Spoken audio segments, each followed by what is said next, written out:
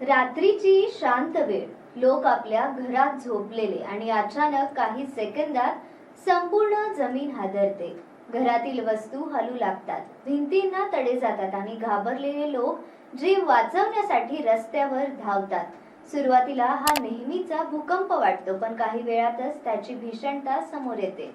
कोलंबियामध्ये झालेल्या ताज्या भूकंपाने पुन्हा एकदा संपूर्ण जगाचे लक्ष या देशाकडे वेधले आहे. सुरुवातीला मृतांचा आकडा 77 पेक्षा जास्त असल्याचे समोर आले, मात्र बचाव कार्य पुढे सुरू राहिल्यानंतर मृतांचा आकडा 100च्या पुढे गेल्याचे अहवाल समोर आले.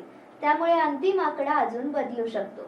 10 ऑगस्ट 2026 रोजी कोलंबियामध्ये 7.4 मॅग्निट्यूडचा शक्तिशाली भूकंप झाला. USGS नुसार या भूकंपाचा केंद्रबिंदू सॅन जोस डेल पाल्मार जवळ चोको भागात होता आणि हा भूकंप सुमारे 107 किलोमीटर खोलीवर झाला. या धक्क्याचा प्रभाव केवळ आसपासच्या भागापुरता मर्यादित राहिला नाही. कालिया, पेरेरिया, क्विबिडो आणि मानिझेल्स यासारख्या शहरांमध्ये जोरदार कंपन जाणवले. काही भागांमध्ये इमारतींचे आणि रस्त्यांचे नुकसान झाले, तर बचाव पथकांनी ढिगाऱ्यांमध्ये अडकलेल्या नागरिकांचा शोध सुरू केला. पण या घटनेनंतर एक मोठा प्रश्न निर्माण होतो. कोलंबियामध्येच इतके भूकंप का होतात आणि गेल्या 10 वर्षात या देशाला किती वेळा अशा धक्क्यांचा सामना करावा लागला आहे? कोलंबिया हा साऊथ अमेरिकामधील अत्यंत सक्रिय सेस्मिक रिजन मध्ये आहे. या देशाच्या आसपास Nazca plate, south American plate आणि कॅरेबियन प्लेट यांच्यात सतत टेक्टोनिक हालचाली सुरू असतात. विशेषतः पॅसिफिक किनारपट्टीच्या भागात पृथ्वीच्या खालील प्लेट्स एकमेकांवर दबाव निर्माण करतात. हा दबाव दीर्घकाळ साचत जातो आणि एखाद्या फॉल्टवर तो अचानक रिलीज झाला की भूकंप होतो. म्हणून कोलंबियामध्ये भूकंप होणे ही नवीन गोष्ट नाही. कोलंबियन जिओलॉजिकल सर्व्हिस आणि USGSच्या नोंदी पहिल्या तर गेल्या दशकात हजारो लहान सेस्मिक इव्हेंट्स नोंदवले गेले आहेत. मात्र त्यातील बहुतेक भूकंप अतिशय छोटे असल्यामुळे ते लोकांना जाणवतही नाही. लोकांना जाणवलेले किंवा मोठे नुकसान करणारे भूकंप मात्र तुलनेने कमी आहेत.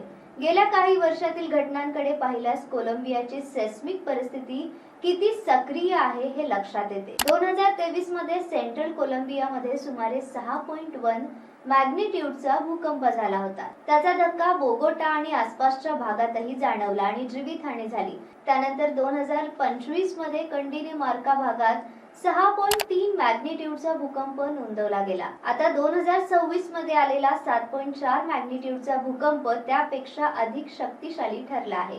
इथे मॅग्निट्यूड समजून घेणे महत्त्वाचे आहे.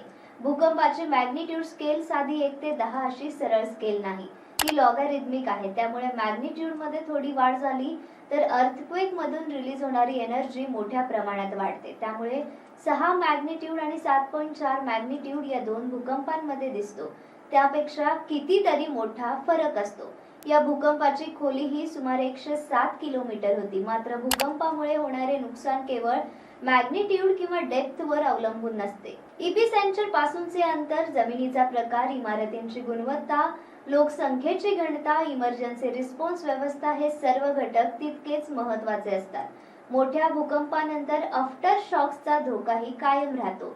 मुख्य धक्क्यानंतर छोटे किंवा कधी-कधी जोरदार धक्के पुन्हा जाणवू शकतात. आधीच कमकुवत झालेल्या इमारतींसाठी हे धक्के धोकादायक ठरू शकतात. त्यामुळे बचाव कार्य करताना पथकांनाही मोठी काळजी घ्यावी लागते. पण सर्वात महत्त्वाची गोष्ट म्हणजे मोठा भूकंप झाल्यानंतर लगेच आता आणखी मोठा भूकंप नक्की होणार असे सांगता येत नाही. वैज्ञानिक सेस्मिक रिस्क मोजू शकतात, पण नेमका भूकंप कोणत्या दिवशी, कोणत्या वेळी आणि किती मॅग्निट्यूडचा होईल याचे अचूक प्रेडिक्शन आजही शक्य नाही. म्हणून कोलंबियामधील या घटनेकडे केवळ एका भूकंपाची दुर्घटना म्हणून पाहणे योग्य ठरणार नाही. हा देश ज्या टेक्टोनिक पट्ट्यात आहे तिथे भविष्यातही सेस्मिक ऍक्टिव्हिटी सुरू राहणार आहे. त्यामुळे अर्थक्वेक रेजिस्टन्स बिल्डिंग्स, इमर्जन्सी प्रिपेअर्डनेस आणि नागरिकांना योग्य प्रशिक्षण देणे हीच भविष्यातील जीवितहानी कमी करण्याची सर्वात मोठी गुरुकिल्ली आहे. काही सेकंदाचा भूकंप संपतो, जमीन पुन्हा शांत होते, पण त्याने निर्माण केलेली भीती, उद्ध्वस्त झालेली घरे आणि गमावलेले जीव वर्षानुवर्षे विसरले जात नाहीत. कोलंबियामधील या 7.4 मॅग्निट्यूडच्या भूकंपाने पुन्हा एकदा एक गोष्ट स्पष्ट केली आहे.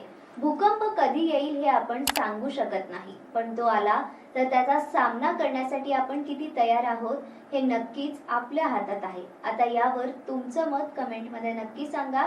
अशाच सखोल आणि माहितीपूर्ण विश्लेषणे पाहण्यासाठी व्हिडिओला लाईक करा, चॅनलला सबस्क्राईब करा आणि हा व्हिडिओ जास्तीत जास्त शेअर करा.